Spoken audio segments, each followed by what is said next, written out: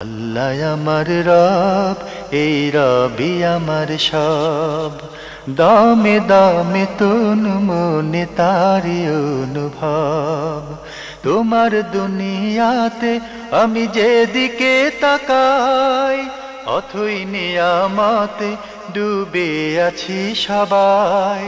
পাক পাখালির গানে শুনি তসবিহ কালো রব, তসবিহ কালো রব। আল্লাহ আমার রব, এই রবি আমার সব। আসসালামু আলাইকুম। আলহামদুলিল্লাহ, আসসালাতু ওয়াসসালামু আলা রাসূলিল্লাহ। প্রিয় দর্শক, আপনারা যারা দেশে আছেন প্রবাসে, সবাইকে জানাই অনেক অনেক প্রীতি ও শুভেচ্ছা। শুরু হলো এনটিভি আয়োজিত এবং লাভ হলো নিবেদিত অনুষ্ঠান আপনার জিজ্ঞাসা। আপনাদের সাথে আছি আমি জাইনুল আবেদিন আজাদ, আর আপনাদের মনে জায়গা প্রশ্নের জিজ্ঞাসার জবাব দিচ্ছেন বিশিষ্ট আলেম ডক্টর মোহাম্মদ সাইফুল্লাহ। আসসালামু আলাইকুম ওয়া রাহমাতুল্লাহি ওয়া বারাকাতুহু। প্রিয় দর্শক, চলুন তাহলে জিজ্ঞাসার জগতে। শুরুতে একটি ইমেল পাঠিয়েছেন রহমান বজলুর। লিখেছেন, নোয়াখালী চাটখিল উপজেলা সপ্তগাঁ রুদ্ররামপুর গ্রামে আদিকাল হতে একটি মসজিদ ভাঙা গড়ার মধ্যে ছিল। আমরা কতিপয় যুবক মসজিদটিকে ভেঙে অনেক বড় করে নির্মাণ করেছি। মসজিদটিতে নিয়মিত জুমার নামাজ হয়। ইতিমধ্যে আপনাদের অনুষ্ঠানের মাধ্যমে জানতে পারলাম, মসজিদের সামনে কবর থাকলে সে মসজিদে নামাজ হবে না। এমনভাবে কবরগুলো করা, মসজিদের ওয়ালের সাথে লাগানো, ভেঙে যে পথ করব সেই ব্যবস্থাও নেই। এমত অবস্থায় আমরা এখন কি করব? একটু পরামর্শ দিলে কৃতজ্ঞ থাকব। ধন্যবাদ এই ভাইকে। তিনি প্রশ্ন করেছেন যে তারা একটি পুরাতন মসজিদকে ভেঙে বড় করেছেন। মসজিদের সামনে কবর আছে, তো কিভাবে আমাদের প্রোগ্রাম থেকে জানতে পেরেছেন যে মসজিদের সামনে যদি কবর থাকে সেই মসজিদে সালাত হবে না? প্রথম কথা হচ্ছে, এই বক্তব্য সঠিক। রাসূলুল্লাহ সাল্লাল্লাহু আলাইহি ওয়াসাল্লাম কঠিনভাবে নিষেধ করেছেন, লা তুসাল্লু ইলাল কুবুর, তোমরা কবরের দিকে মুখ করে সালাত আদায় করো না। সুতরাং কোনো সন্দেহ নেই, যদি আপনি মসজিদের দিকে মসজিদকে কবরকে সামনে রেখে কবরমুখী হয়ে সালাত আদায় করেন, তাহলে আপনার সালাত হবে না। আর আপনার যে বক্তব্য থেকে এটাও স্পষ্ট হচ্ছে, সেটা হলো এই যে কবর ঠিক মসজিদের দেয়ালের সাথেই এমনভাবে লাগানো, লাগানো। পরে এই ধরনের লাগোয়া কবর রেখে যে মসজিদে সালাত আদায় করবে, সালাত হবে না, এটাই বিশুদ্ধ বক্তব্য। এখন আপনি যেটা বলেছেন যে পরামর্শ চাই, খুব সহজ, খুবই সিম্পল একটি সাবজেক্ট। সেটা হলো কবরগুলো ওপেন করবেন, ওপেন করে কবরস্থান, দূরে কোনো কবরস্থানে স্থানান্তরিত করে দেবেন। যদি কিছু পাওয়া যায় সেগুলোকে একত্রিত করে একটা কাপড়ের মধ্যে দিয়ে সেটাকে অন্যত্র দাপন করে দেবেন। খুবই সিম্পল বিষয়। আর যদি কিছু পাওয়া না যায়, খুলতে হবে, কবরগুলো খুলতে হবে। যদি কিছু পাওয়া না যায়, তাহলে সমান করে দিয়ে সেখানে রাস্তা করে দিবেন। এত সিম্পল একটা বিষয়ের জন্য অস্থির হওয়ার কোনো কারণ নেই, খুবই সহজ। সবগুলো কবর আপনি ইচ্ছা করলে অন্য আরেক জায়গায়, আরেক কবরস্থানে স্থানান্তর করতে পারবেন। আর প্রয়োজনের তাগিদে, জাতীয় প্রয়োজন হতে পারে, সামাজিক প্রয়োজন হতে পারে, ধর্মীয় প্রয়োজন যেটা মসজিদের প্রয়োজন, এই ধরনের প্রয়োজন হতে পারে। প্রয়োজনের তাগিদে যদি কোনো ব্যক্তি কবর স্থানান্তর করার প্রয়োজন হয়, স্থানান্তর করতে পারবে, এবং এটা ইসলামী বিধান। তাই এক্ষেত্রে কোনো ধরনের স্থানান্তর করার ক্ষেত্রে কোনো ধরনের দুশ্চিন্তার কোনো কারণ নেই। যারা মনে করে থাকেন যে এটা স্থানান্তর করলে কি হবে, বা স্থানান্তর করা আদৌ কি সঠিক হবে কি না, এগুলো সবটাই মূলত আবেগের কথা। ইসলাম আবেগ দ্বারা পরিচালিত হয় না। আপনি কি জানেন, আপনি যেখানে আছেন সেখানে হয়তো আজ থেকে 200 বছর আগে কবর ছিল, ঠিক না? এগুলো তো মানুষ জানে না আসলে। সুতরাং এই কথাগুলো একেবারেই অযৌক্তিক এবং মূলত নীতিগত দিক থেকে সঠিক নয় যে আপনি কবর প্রয়োজন হলে কবরস্থানে স্থানান্তর করতে কোনো বাধা নেই। যে স্থানান্তর করবেন সেখানে যদি 20টি কবর থাকে, তাহলে অন্য জায়গায় স্থানান্তর করার সময় কি 20টি কবরের জায়গা লাগবে, না ওখানে কিছু পাওয়া গেলে হাড়গোড় জাস্ট এক জায়গায় পুঁতে দিবে? না, শুধু এক জায়গায় মানে পুঁতে দিবে। তো তাহলে কোনো বেশি জায়গার প্রয়োজন নেই? না, অত বেশি জায়গার প্রয়োজন নেই। আমরা জানলাম খুবই গুরুত্বপূর্ণ বিষয়ে। প্রিয় দর্শক, আরও একটি ইমেইল পাঠিয়েছেন এক বোন, নাম প্রকাশে অনিচ্ছুক। লিখেছেন, আমার আব্বু মারা গেছেন বছর 3 হয়েছে। আমার আম্মু একজন গৃহিণী। আমার ছোট 2 ভাই বোন রয়েছে। আমার আব্বু মারা যাওয়ার আগে আমার ছোট ভাই, যার বয়স 10 বছর, এর পড়াশোনা বাবদ কিছু লক্ষাধিক টাকা রেখে গেছেন, যেটা এখন আম্মুর কাছে গচ্ছিত আছে। এবং আমার ছোট বোনের বিয়ের জন্য কিছু লক্ষাধিক টাকা রেখে গেছেন। আমার ছোট বোন এখন অনার্স প্রথম বর্ষে অধ্যয়নরত আছে। এমত অবস্থায় তাদের টাকার জাকাত দিতে হবে কি? যেহেতু গচ্ছিত সম্পদ আছে এবং নিসাব পরিমাণ আছে এবং 1 বছরের অতিরিক্ত আপনার কাছে ক্যাশ রয়েছে, সেক্ষেত্রে অবশ্যই টাকা জাকাত দিতে হবে। অবশ্যই টাকার জাকাত দিতে হবে। এটা যদি খরচ হয়ে যায় তাহলে জাকাত দিতে হবে না। খরচ না হলে অবশ্যই জাকাত দিতে হবে, অন্যথায় এই কাজটি ভুল হবে। কারণ সম্পদ গচ্ছিত করে রেখেছেন আর সম্পদের জাকাত দেবেন না, এটা ইসলামী শরিয়ার বড় লঙ্ঘন। আমরা জানি যে ইসলামের ঈমানের পরে সালাত, সালাতের পরে হচ্ছে জাকাত, অত্যন্ত গুরুত্বপূর্ণ তৃতীয় রক্ষণ। এই সালাত এবং জাকাত দুটিই মূলত ইসলামের মূল যে রক্ষণ, ইসলামের ঈমানের যে রক্ষণটি, অর্থাৎ ঈমানটাকেই প্রোটেক্ট করে, ঈমানটাকেই প্রতিরক্ষা করে। সুতরাং সেক্ষেত্রে জাকাতকে কোনোভাবেই বাদ দেওয়ার সুযোগ নেই, জাকাত আদায় করতে হবে। আমরা জানলাম বিষয়টি সম্পর্কে। প্রিয় দর্শক, আরও একটি ইমেল পাঠিয়েছেন শামীম আহমেদ। লিখেছেন, আপনাদের টিভিটা কোন জায়গায়? ফার্মগেট কারণ বাজারে অনেক খোঁজাখুঁজি করে পেলাম না, একটু ঠিকানা দেবেন? আমার বিয়ের দাওয়াতটা আপনাদের হাতে দিতে চেয়েছিলাম। আমার খুব ইচ্ছে ডক্টর সাইফুল্লাহ আর ডক্টর জয়নুল আবেদিন আজাদ ভাই আমার বিয়েতে উপস্থিত থাকবেন। আপনাদের দুজনের মোবাইল নাম্বারটা দেবেন, মোবাইল করে আসতাম। আপনার একটি উপলব্ধির কথা আপনি প্রকাশ করেছেন, বিয়ে করছেন, আপনাকে আমরা অভিনন্দন জানাই। এতে সুন্দর এবং প্রয়োজনীয় কাজের দিকে আপনি অগ্রসর হচ্ছেন, আমাদের দাওয়াত দিতে চাচ্ছেন। দাওয়াত তো আপনি দিলেন, আর যাওয়াটা তো আমাদের সামর্থ্যের উপর নির্ভর করবে ইনশাল্লাহ। তো আপনি আমাদের ঠিকানাটা দেওয়ার কথা বলেছেন। আমাদের ঠিকানা তো আমরা এনটিভিতে প্রায় বলে থাকি। এনটিভি বিএসএসসি ভবন, 7ম তলা, 102 কাজী নজরুল ইসলাম এভিনিউ, কারওয়ান বাজার, ঢাকা 1215। এটা আমাদের অ্যাড্রেস। আর আমাদের ফোন নম্বর অবশ্যই যোগাযোগ করলে পেয়ে যাবেন। তো আপনাকে অভিনন্দন, ধন্যবাদ। আপনার বিয়েটা সুন্দর হোক, খাওয়া দাওয়া ভালো হোক, আর আমাদের সামর্থ্য করলে আমরা ইনশাল্লাহ যাব। আপনি কি বলবেন সাইফুল্লাহ ভাই, বিয়ের দাওয়াত তো? জি, এই ভাই আসলে যদি দাওয়াত দিতে চান তাহলে তিনি টেলিফোনে যোগাযোগ করতে পারেন। তবে আমরা জানি না, আমাদের প্রোগ্রাম থাকে, তারপরেও আপনি যেহেতু আগ্রহ করেছেন, আপনার এই দাওয়াতটা আমাদের কাছে খুবই সম্মানিত। আপনাকে আল্লাহ রাব্বুল আলামিন এর জন্য বরকত দান করুন। জি, ভাইয়ের নাম তো শামীম আহমদ, আর ওনার ঠিকানা দিয়েছেন দড়াটানা, যশোর। যশোর যেতে হবে কিন্তু। জি, চমৎকার চিঠি, দাওয়াতও পাওয়া যায় আজকাল, দেখা যায় প্রোগ্রামে আসলে। এই ইমেলটি পাঠিয়েছেন রফিকুল হায়দার চৌধুরী রফিক। লিখেছেন, কিছু মুসল্লি মসজিদে প্রতি ওয়াক্ত নামাজ একটি নির্দিষ্ট স্থান দখল করে আদায় করেন, এটা কি জায়েজ? কথাটা খুবই বিশ্লেষণের দরকার আছে, বিস্তারিত বলার দরকার আছে। সেটা হচ্ছে, যদি কেউ মসজিদে নিয়মিত আগে আসেন, একটি জায়গায় বসেন, এটা না জায়েজ না। এখানে তো সুনির্দিষ্ট শব্দ আছে, তো একটি নির্দিষ্ট স্থান দখল করে, ওটাই তো দখলটা। উনি একটা জানামাজ ফেলে দিয়ে যান। আমাদের অনেক মসজিদ দেখি একটা জানামাজ ফেলে দখল। এটা তো বক্তব্যের মধ্যে, তার বক্তব্যতে নেই। আমরা এটা ব্যাখ্যা, দখল শব্দ তো এটা চলে আসে। দখল শব্দের মধ্যে এটাও আছে, মানে সে হয়তো আগে আসেন এবং নির্দিষ্ট জায়গায় বসেন সবসময়।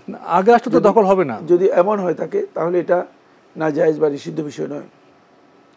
1 নম্বর বিষয়।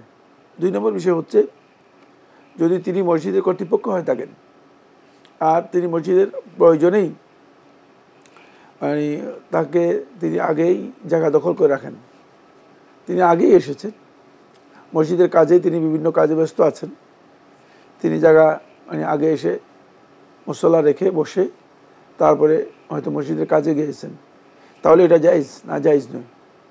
কারণ হচ্ছে মসজিদের হয়তো মুতাওয়াল্লি অথবা মসজিদের কোনো দায়িত্বশীল তিনি আগে আসছেন, দেখা গেল যে তিনি 10টার দিকে এসে এখানে মানে সালাত আদায় করে বসে তারপরে তিনি মসজিদের কাজে বিভিন্ন জায়গায় মানে দেখাশোনা করতেছেন, মসজিদের কাজে আগে এসে আগে বসছেন, এটা তো বৈধ। হ্যাঁ, এটা নাজায়েজ না। কিন্তু কেউ যদি আগে আসেন নাই, মানে যে করে একজনকে বলে দিয়েছেন যে আমার জন্য জায়গা দখল করে রাখেন, মানে জায়গা দখল করে রাখেন, নিজে কিন্তু আসেন নাই মসজিদে, অথবা মসজিদ কমিটির সেক্রেটারি, মসজিদ কমিটির সভাপতি, মসজিদ কমিটির সেই হোমরাজ সোমরাজ যেটাকে বলে, মানে তাদের জন্য তারা বলে দিয়েছে যে আমাদের জন্য আগে জায়গা রাখে দিতে হবে, তারা পরে আসবে মানুষের মাথার উপর দিয়ে, মানুষের কাঁধের উপর দিয়ে, পা দিয়ে লাফিয়ে লাফিয়ে গিয়ে তারপরে সামনে গিয়ে বসবে। এটি হারাম, এতে নামাজও হবে না। কারণ তিনি দুইটা ক্ষতি করেছেন। এক নম্বর হচ্ছে এই অন্যায়ভাবে মসজিদের জায়গা জবরদখল করেছেন। ইমাম আহমদ ইবনে হাম্বল রহমতুল্লাহর মধ্যে তার সলাতি বাতিল, সলাতি হবে না। আর জুমহুর ফকিগণের বক্তব্য হচ্ছে যেহেতু তিনি একটি হারাম প্রক্রিয়ায় মসজিদের মধ্যে সলাতের জন্য জায়গা দখল করেছেন, সুতরাং এই হারাম কাজের কারণে তার সলাতটা আল্লাহ তাআলার কাছে কবুল হবে না। কেন? যেহেতু আল মুতালাব্বিসু বিল হারাম ফি ইবাদাতিহি, ইবাদতের মধ্যে যে ব্যক্তি হারামের সাথে সম্পৃক্ত হয়ে থাকে, মানে ইবাদতটাই হারামের মাধ্যমে শুরু করেছে বা ইবাদতের মধ্যেই হারামের মধ্যে সংযুক্ত আছে, শুধুমাত্র মসজিদের কর্তৃত্বের কারণে অথবা পদ পদবীর কারণে যদি কেউ মনে করেন যে তার জন্য মসজিদের প্রথম কাতারে একেবারে সামনে স্থান রাখতে হবে, তাহলে তিনি তার এই সালাতটা মূলত মানে পদবীর সালাত হয়ে গিয়েছে।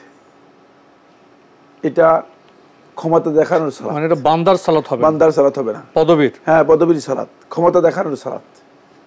এই ধরনের ইবাদত ইসলামী শরীয়তের বৈধতা নেই। ইবাদতের চেতনা হচ্ছে ইবাদত আল্লাহর বান্দা হয়ে মসজিদে যখন আসবে, যে যেখানে স্থান পাবে সেখানে বলবে। প্রয়োজনে প্রেসিডেন্ট যিনি আছেন তিনি একেবারে শেষ কাতারে বলবেন। মসজিদে সবাই বান্দা, হ্যাঁ, সবাই বান্দা, একই হুকুম। এখানে কারোর জন্য স্পেশালিটি নেই, কারোর জন্য বিশেষ ব্যবস্থা নেই। এখানে যে বিষয়টি গুরুত্বপূর্ণ সেটা হচ্ছে এই, মসজিদ কমিটির কোনো ব্যক্তি যদি তিনি আগে আসেন, এসে জায়গা রাখেন, তিনি সালাত আদায় করে জায়গা রাখেন, তারপরে মসজিদের কাজে তিনি বিভিন্ন জায়গায় দায়িত্বের কারণে বিভিন্ন জায়গায় গিয়েছেন, কিন্তু আগে এসেছেন, আগে এসে তার অধিকার প্রতিষ্ঠা করেছেন, তিনি আসতে হবে, কোনো সন্দেহ নেই। যদি তিনি না আসেন তাহলে তার এই কাজ মোটেও গ্রহণযোগ্য হবে না।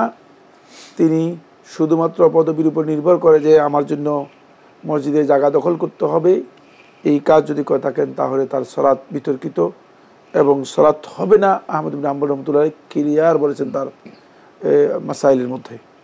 কোনো কোনো মসজিদে এমন চিত্র দেখা যায়, তিনি মসজিদ কমিটির কোনো দায়িত্ব নেই, কিন্তু তিনি কৌশল করে তার একটি বিশেষ জায়নামাজ মসজিদের সামনে কাতারে রেখে দেন।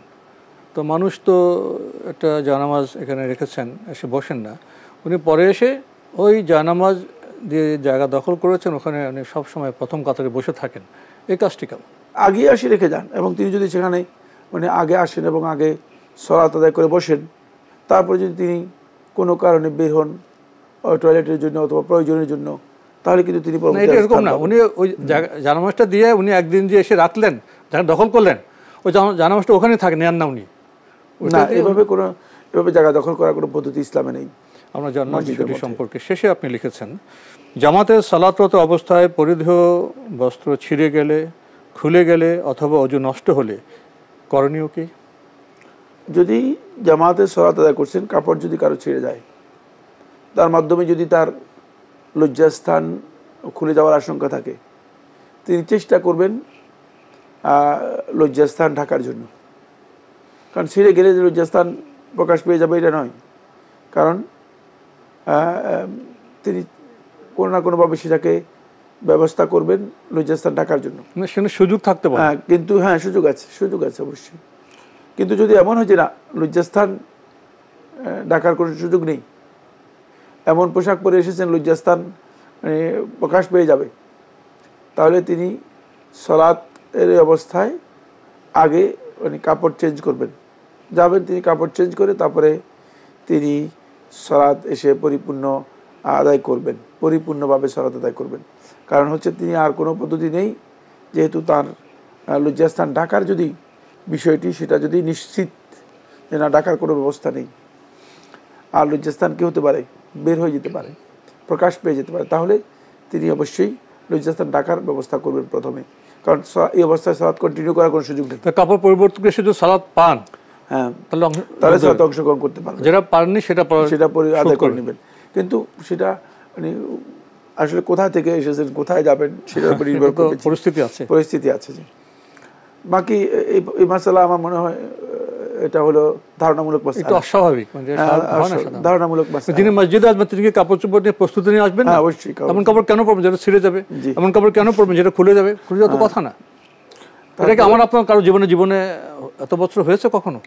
এইটা আসলে ব্যাপার হচ্ছে কি, মানে যদি টাইট কাপড় চোপড় পরে আসেন তো সেটা তো জামাতের সাথে আমাদের সাথে যায় না, মোটেও যায় না। জি, এমন কাপড় চোপড় যে মানে টাইট হওয়ার কারণে বসতে গেলে ছেড়ে যায়, তবে সেটাও খুব কম, আমার মতে কম। একটি বিষয়, অজু নষ্ট হলে কি করণীয়? না, অজুর মাসআলার সাথে এটা যুক্ত নয়। অজু নষ্ট হলে তিনি বাইরে হবেন, বাইরে উজু করে এসে সালাতে অংশগ্রহণ করবেন এবং বাকিটুকু আদায় করে নেবেন। খুব সহজ মাসআলা। জানলাম বিষয়টি সম্পর্কে। প্রিয় দর্শক, এবারে ইমেলটি পাঠিয়েছেন রাফসান, লিখেছেন আপনাদের সুন্দর ও সাবলীল অনুষ্ঠানে আল্লাহ সুবহানাহু ওয়া তাআলা আরও বরকত দিন। আলহামদুলিল্লাহ। জামাতে সালাতে সারিবদ্ধ হতে পায়ের সাথে পা এবং কাঁধের সাথে কাঁধ লাগানোর নিয়ম। আমার প্রশ্ন হলো, হাদিসে কি একের সাথে অন্যের পা এবং কাঁধ স্পর্শ করে লাগানোর ব্যাপারে সরাসরি বক্তব্য এসেছে? অনেক সময় উচ্চতার ভিন্নতার কারণে লাগানোর পরও একজন থেকে আরেকজনের কাঁধ উঁচু নিচু হয়ে থাকে। প্রসঙ্গত কোনো হাদিসে কি ঘাড়ের সাথে ঘাড় মেলানোর কথাও এসেছে? ঘাড়ের ব্যাপারটি একজন বক্তার কাছে শুনলাম। ধন্যবাদ। এবারে প্রথম কথা হচ্ছে পায়ের সাথে পা মেলানোর কথা এসেছে, এটা সহি। মানে আপনি পায়ের সাথে পা মিলাবেন, কারণ প্রত্যেকটা মানুষ তো সমান নয়, সুতরাং এখানে ওই সমানের মানে ওই পায়ের সাথে পা মেলানো এখানে উচ্চতা ভেদাভেদ হবে না, একই সমতলে সবাই। তাহলে তো মানুষ মানে একজন শুয়ে আদায় করতে হবে, একজন দাঁড়িয়ে আদায় করতে হবে, লম্বা কেউ খাটো না, এটা এখানে উদ্দেশ্য নেই। এই ধরনের বক্তব্য হাদিসেও আসে নাই, কারণ অযৌক্তিক অবান্তর কোনো নির্দেশনা আল্লাহ রাসূল সাল্লাল্লাহু আলাইহি ওয়াসাল্লাম দেবেন এটা বিশ্বাস করার কোনো সুযোগ নেই। এটা ইসলাম, এটা একটা দিন, দীনুল ফিতরা, এটা হচ্ছে স্বভাবজাত দিন, যে দিনের মধ্যে সব কিছুই মানব প্রকৃতির সাথে, মানব জীবন যাপনের সাথে বান্ধব, একেবারে মিল রয়েছে। এরপরে এখানে এসেছে যেটা ছিল হাযু বাইদাল মানাকিব। মানাকিব হচ্ছে এই যে এই অংশটুকু, বাহু, যেটা বাহু, মানে বাহুর সাথে বাহু মিলিয়ে রাখা, ছোট বড়ের কোনো বিষয় নেই, ছোট বড়ের কিছু। এটা এই জন্য যাতে করে কাতারের মাঝখানে কোনো ফাঁক না থাকে, কারণ কাতারের মাঝখানে ফাঁক থাকলে আল্লাহ রাসূল সাল্লাল্লাহু আলাইহি ওয়াসাল্লাম হাদিসের মধ্যে বলেছেন যে তাহলে শয়তান ঢুকে পড়ে এবং শয়তান আল্লাহর বান্দাকে সালাতের মধ্যে ওয়াসওয়াসা দেয়। এই কারণেই কাতারের মাঝখানে ফাঁক না রাখার কথা বলা হয়েছে। কিন্তু এটা করতে গিয়ে কোনো কৃত্রিমতার অবলম্বন করা সুন্নাহ দ্বারা প্রমাণিত হয়নি। অনেককে দেখা যায় যে প্রচুর কৃত্রিমতা অবলম্বন করেন এবং ধাক্কাধাক্কি করেন, এটা স্বাভাবিকভাবে। হ্যাঁ, কারণ আপনি পাশের লোককে ধাক্কা দিচ্ছেন, পাশের লোক আপনাকে ধাক্কা দিচ্ছে, তাহলে সালাতের মনোযোগ আপনার নেই। সালাতের মনোযোগ থাকতে হলে, সালাতের খুশু এবং খুদু থাকতে হলে ওই সালাত আল্লাযীনা হুম ফি সালাতিহিম খাশিউন, যারা তাদের সালাতের মধ্যে পরিপূর্ণরূপে বিনয়াবনত হয়ে থাকে, সেই সালাত আদায় করতে হলে ধাক্কাধাক্কি করলে কীভাবে সম্ভব? ধাক্কাধাক্কি করার অর্থ হচ্ছে আপনি সালাতের মধ্যে আসলে মনোযোগ আপনার নেই, আপনার ধাক্কাধাক্কির মধ্যে মনোযোগ রয়েছে। এতটুকুই যথেষ্ট যে দুইয়ের মাঝখানে কোনো ফাঁক থাকবে না এবং পায়ের সাথে পা লাগিয়ে তিনি দাঁড়াবেন, কাছাকাছি দাঁড়াবেন, যাতে করে কোথাও কোনো ধরনের ফাঁক না থাকে। কিন্তু আপনি আরেকজনের পায়ের উপর পা তুলে মানে দাঁড়াবেন, অথবা আরেকজনের কাঁধের সাথে আপনি কাঁধ দিয়ে ধাক্কা দিবেন, কাঁধের সাথে কাঁধ মিলানোর বিষয়, মানে যেন কোনো ফাঁক না থাকে, কিন্তু তার কাঁধের সাথে মিলিয়ে আপনি ফাঁক দিয়ে মানে ধাক্কা দেবেন না, এই ধরনের কৃত্রিমতা সালাতের মধ্যে কোথাও আসে নাই। এবং সাহাবায়ে কেরাম আল্লাহ রাসূল সাল্লাল্লাহু আলাইহি ওয়াসাল্লাম এই ব্যাপারে যে দিক নির্দেশনাগুলো দিয়েছেন সেগুলো থেকে এটা বুঝেন নাই, কোথাও বুঝেন নাই। সালাফদের আমল কোথাও প্রমাণিত হয় নাই যে সালাতের মধ্যে দাঁড়িয়ে সালাফরা একজনকে এইভাবে ধাক্কা দিচ্ছেন, আরেকজনকে ধাক্কা দিচ্ছেন এই ধরনের, এবং অথবা একজন আরেকজনের পা এর মধ্যে গিয়ে মানে পা দিচ্ছেন, এই ধরনের বিষয়গুলো সালাফদের আমল দিয়ে কেউ প্রমাণ করতে পারবে না, সাব্যস্ত হয়নি। তো আজকে আমাদের এখানেই শেষ করতে হচ্ছে। আপনাকে অনেক ধন্যবাদ। আপনাকে অনেক ধন্যবাদ। প্রিয় দর্শক, আমরা দেখছিলাম এনটিভি আয়োজিত এবং লাভ হ্যালো নিবেদিত অনুষ্ঠান আপনার জিজ্ঞাসা। আমাদের অনুষ্ঠান আপনারা এনটিভি অনলাইনেও দেখতে পারবেন, ভিজিট করুন www.ntbbd.com। এছাড়া ইউটিউবে এবং আমাদের ভেরিফাইড ফেসবুক পেজে অনুষ্ঠান দেখতে পারবেন। নামাজে দাঁড়াবো, শৃঙ্খলাবদ্ধভাবে দাঁড়াবো, ফাঁক থাকবো না, এটা মূল বিষয়। বাড়াবাড়ি ধাক্কা থেকে এগুলো চলবে না, সাহেব তো বললেন। মূল বিষয় আমাদের উপলব্ধি করলে বোধহয় এই ধরনের সংকট নাও আসতে পারে। চিঠি লিখুন, প্রশ্ন পাঠান আমাদের ঠিকানায়। পরিচালক আপনার জিজ্ঞাসা, এনটিভি, বিএসসিসি ভবন, ৭ম তলা, ১০২ কাজী নজরুল ইসলাম অ্যাভিনিউ, কারওয়ান বাজার, ঢাকা ১২১৫। ইমেল অ্যাড্রেস আপনার জিজ্ঞাসা @ntbbd.com। মহান আল্লাহ আমাদের সবাইকে নিরাপদে রাখুন শান্তিতে। আসসালামু আলাইকুম। আল্লাহ আমার রব, এই রবি আমার সব, দামে দামে তুন মনে তারি অনুভব। তোমার দুনিয়াতে আমি যেদিকে তাকাই, অথই নিয়ামতে ডুবে আছি সবাই। পাক পাখালির গানে শুনি তসবিহ কালো রব, তসবিহ কালো রব। আল্লাহ আমার রব, এই রবি আমার সব।